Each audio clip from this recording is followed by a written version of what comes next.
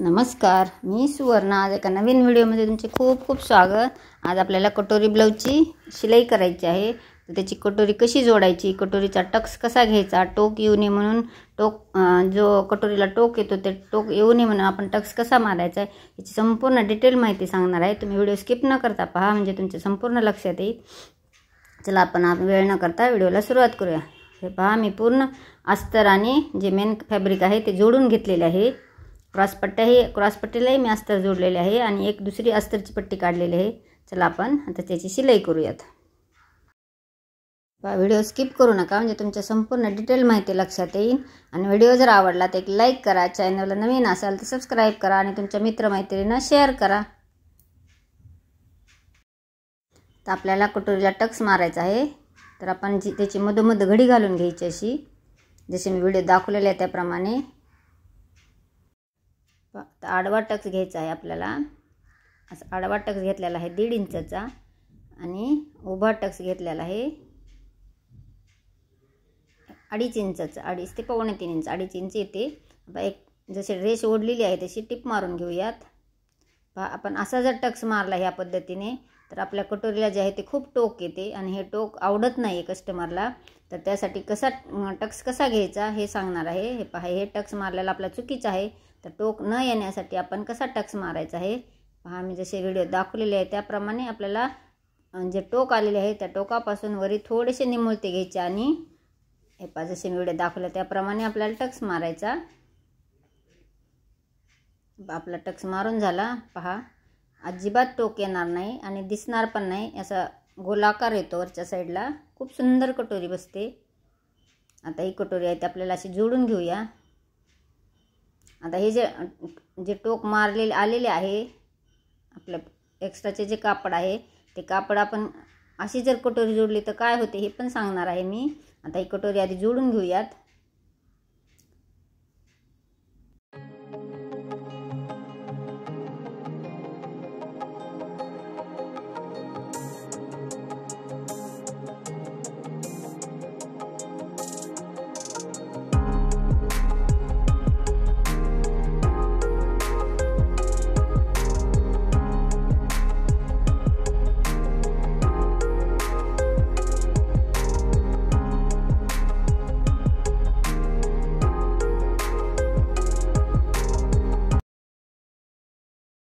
आपल्या दोन्ही साईडच्या कटोऱ्या जोडून झालेल्या आहेत. आता आपल्याला क्रॉसपट्टी लावायची आहे. ही क्रॉसपट्टी कशी लावायची एक कमेंट पण आलेली होती मला, त्यानुसार मी व्हिडिओ बनवलेला आहे. पहा, क्रॉसपट्टी लावताना मी एक अस्तर लावलेली मेन फॅब्रिकची पट्टी घेतलेली आहे आणि एक अस्तरची पट्टी घेतलेली आहे. पहा, ही पट्टी अशी एकावर एक ठेवून द्यायची. अस्तरची पट्टी खालच्या साईडला आणि वरच्या साईडला आपण मेन जे अस्तर आणि मेन फॅब्रिकची पट्टी लावलेली आहे ती घ्यायची. हे पहा, जसे व्हिडिओ दाखवलेले आहे त्याप्रमाणे आणि अशा एकावर एक ठेवून घ्यायचे. आणि हे अशी जर क्रॉसपट्टी जोडली आपण आणि मधला जो टक्सचा भाग आहे, हा जो भाग आहे असे जर जोडली तर ही क्रॉसपट्टी जर जोडली तरी कटोरीचा भाग जो आहे तो व्यवस्थित बसत नाही किंवा चपटा होतो. तर त्यासाठी मी अशी दुमडून एक टिप मारून घेतली. आता आपल्याला पहा, एकदम व्यवस्थित अशी कटोरी दिसते. आता क्रॉसपट्टी जोडून घेऊया. हे पहा, अस्तर लावलेली वरच्या साईडला ठेवली आणि तिन्ही एकसारखे व्यवस्थित असे धरून घ्यायचे कापड. खालची अस्तरची क्रॉसपट्टी, मधले ब्लाऊजचे कापड आणि वरची मेन क्रॉसपट्टी, योगपट्टी म्हणतात कोणी, क्रॉसपट्टी म्हणतात. असे तिन्ही एकावर एक व्यवस्थित धरून घ्यायचे आणि टिप मारून घ्यायची. पहा, तिन्ही कापड मिळून टिप मारलेली आहे आणि आता एक नकाने असं रेष मारून घ्यायची, म्हणजे एकदम फिनिशिंग सुंदर येते. पहा, आता खालची साईड जोडताना पहा असे पूर्ण गुंडाळून घ्यायचे आणि गुंडाळून आतल्या साईडला द्यायचे. ह्याची अजिबात शिलाईत आले नाही पाहिजे हे कापड. आणि फक्त दोन्ही क्रॉसपट्ट्या झाल्या पाहिजेत आपल्या अस्तरची आणि मेन फॅब्रिकची. एवढी दोन्ही धरूनच आपल्याला ही टिप मारून घ्यायची आहे. पहा, जसे मी व्हिडिओ दाखवलेले आहे त्याप्रमाणे मारून घेऊयात. आपली टिप मारून झालेली आहे. आता जे आतील कापड आहे ते आतील कापड पूर्ण असे बाहेर ओढून काढायचे. अशी जर क्रॉसपट्टी लावली तुम्ही, योगपट्टी म्हणा किंवा क्रॉसपट्टी म्हणा, जे तुमच्या साईडला म्हणतात ती भाषा वापरू शकतात. आता अशी पट्टी जर लावली तर ब्लाऊज अजिबात खराब होणार नाही. कारण अस्तरच्या 2 वापरलेल्या आहेत आणि मेन फॅब्रिकची 1 वापरलेली आहे मी. त्यामुळे ब्लाऊज जोपर्यंत व्यवस्थित आहे तोपर्यंत क्रॉसपट्टी कधीही खराब होत नाही किंवा उकलल्या जात नाही. पहा किती सुंदर आणि फिनिशिंग पण खूप सुंदर येते.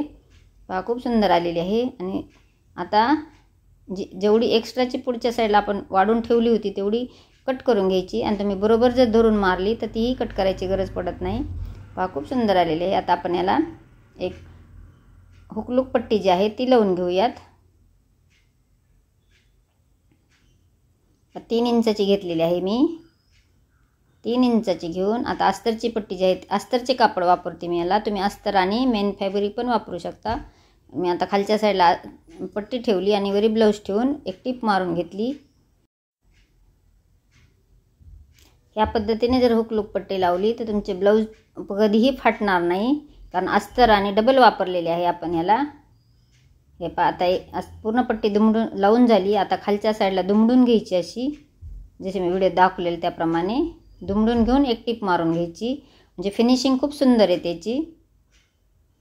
अजिबात दोरा काहीच तुम्हाला बाहेर दिसणार नाही. एकदम फिनिशिंग सुंदर येते. आता एक जी दाबटीप असते ती दाबटीप मारून घ्यायची.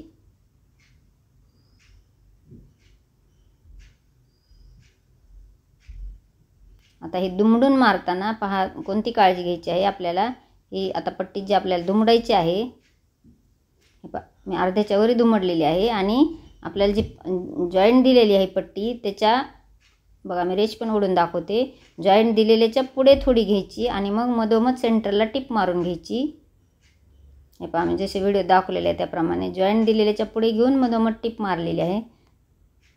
म्हणजे ही हुक अडकल्यावर जे आपण ब्लाऊजचे हुक अडकवतो त्यावेळेला अजिबात हे खराब होत नाही आहे आणि व्यवस्थित दिसते. असे फाकल्या पण जात नाही. एक्स्ट्राचे कापड कट करून घेतले दोरे वगैरे. आणि ह्याचे जे आय जे आहेत पायपिंग केल्यानंतर मी आय करत असते, म्हणजे एकदम व्यवस्थित आणि बरोबर मधोमध येतात छान. पहा तुम्हाला माझा व्हिडिओ कसा वाटला. व्हिडिओ आवडला तर एक लाईक शेअर आणि सबस्क्राईब करायला विसरू नका. संपूर्ण व्हिडिओ पाहिल्याबद्दल धन्यवाद.